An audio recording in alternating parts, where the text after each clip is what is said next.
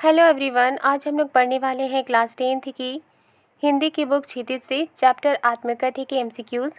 तो चलिए एमसीक्यूज़ को शुरू करते हैं। पहला क्वेश्चन है, आत्मकथ्य शीर्षक कविता के कवि का नाम क्या है? आंसर है जयशंकर प्रसाद। प्रश्न 2, कवि ने आत्मकथ्य कविता में संसार को क्या कहा है?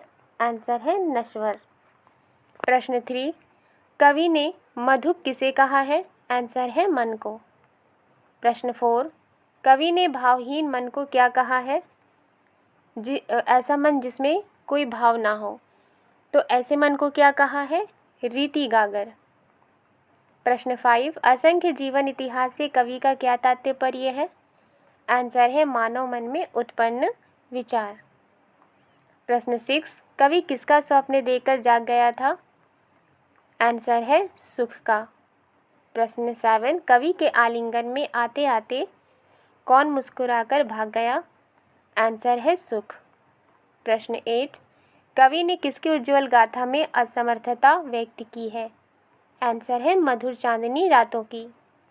प्रश्न 9, कवि के लिए किसकी स्मृति पाथेय बन जाती है? आंसर है पत्नी की। प्रश्न 10, सीवन उधेड़ना का अर्थ क्या होता है? आंसर है जीवन की रहस्य जानना। प्रश्न 11, आत्मकथ्य कविता में गुनगुनाकर अपनी कहानी कौन कहता है? आंसर है मधुप। प्रश्न 12, प्रस्तुत कविता में अनंत नीलिमा का क्या अर्थ है? आंसर है अंतहीन विस्तार, यानी ना खत्म होने वाला विस्तार। प्रश्न 13, कवि ने अपनी आत्मकथ्य को कैसी बताया है? आंसर है भोली। प्रश्न 14, कवि किसे याद करके दुखी था? आंसर है अपने दुख भरे अतीत को, यानी अपने दुख भरे पास्ट को। प्रश्न 15, अभी थककर मौन रूप में क्या सोई हुई है? आंसर है व्यथा। प्रश्न 16, इस कविता में रीति का क्या अर्थ है? आंसर है खाली। रीति मीन्स खाली। प्रश्न 17, आत्मकथ्य कविता में निज का क्या अर्थ है? आंसर है अपना। प्रश्न 18, सीवन को उधेड़ कर देखोगे क्यों मेरी कंथा कि यहाँ कंथा का अर्थ क्या है? तो इसका आंसर है गुदड़ी। जो कपड़े होते हैं, टुकड़े होते हैं, उनको सिला जाता है तो उसे गुदड़ी कहा जाता है। प्रश्न 19, कवि ने यहाँ अपने जीवन के किस पक्ष का उल्लेख किया है? आंसर है दुखद पक्ष का। प्रश्न 20, पत्तियों का मुरझाना किस ओर संकेत करता है? आंसर है ढलती उम्र एवं जीवन के आनंद की समाप्ति की ओर। प्रश्न 21, कवि ने गागर रीति किसे कहा है? आंसर है अपने रिक्त जीवन को, यानी अपने खाली जीवन को। प्रश्न 22, यह किस काल की रचना है? आंसर है छायावादी युग। प्रश्न 23, विडंबना में छिपा अर्थ क्या है? आंसर है निराशा और उपहास दोनों। प्रश्न 24, उज्ज्वल गाथा कैसे गाऊं पंक्ति में निहित अलंकार स्पष्ट कीजिए? आंसर है प्रश्न अलंकार, क्योंकि यहाँ पर प्रश्न है तो इसलिए ये प्रश्न अलंकार है। प्रश्न 25, कवि कैसा स्वप्न देखकर जाग गया? आंसर है ऐसा स्वप्न, यानी ऐसा सपना जिसकी उन्हें प्राप्ति ही नहीं हुई है, यानी ऐसा सपना जो उन्हें मिला ही नहीं। प्रश्न 26, मुस्कयाकर का प्रयोग किस प्रकार का है? आंसर है ठेठ बनारसी प्रयोग। प्रश्न 27, कवि ने भोर को कैसा माना है? आंसर है सुखद, सुहावना और प्रेम और लाली से युक्त। प्रश्न 28, कवि अपने जीवन की सुखद स्मृति को यानी याद को किस रूप में देखता है? आंसर है पाथेय, यानी जीवन का एक सहारा। प्रश्न 29, सीवन को उधेड़ने का क्या अर्थ है? आंसर है मन में छिपी पुरानी बातों को फिर से याद करना। प्रश्न 30, कथा का प्रयोग कवि ने किसके लिए किया है? आंसर है अपने अंतर्मन के लिए, यानी अपने अंतर्मन के लिए, अपने अंदरूनी मन के लिए, दिल के लिए। प्रश्न 31, कथा का शाब्दिक अर्थ क्या है? आंसर है गुदड़ी। प्रश्न 32, छोटे से जीवन की कैसे बड़ी कथाएं आज कहूँ। इस पंक्ति में जयशंकर प्रसाद के बारे में क्या पता चलता है? आंसर है वे बहुत विनम्र थे यानी हम्बल थे। उनको अहंकार, उनको घमंड छू तक ना गया था। प्रश्न 33, कवि ने अपनी कथा को कैसा माना है?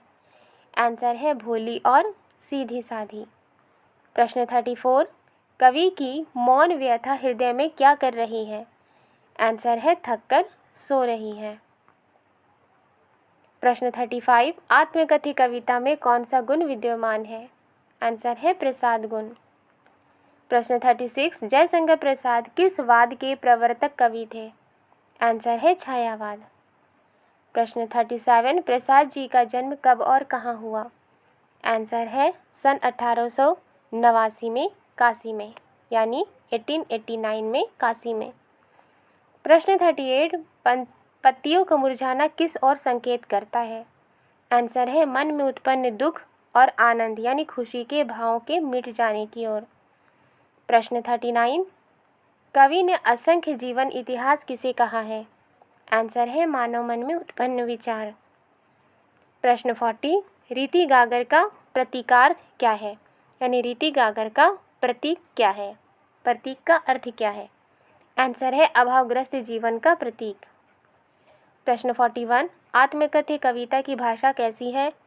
आंसर है प्रतीकात्मक, संस्कृत निष्ठ एवं गूढ़।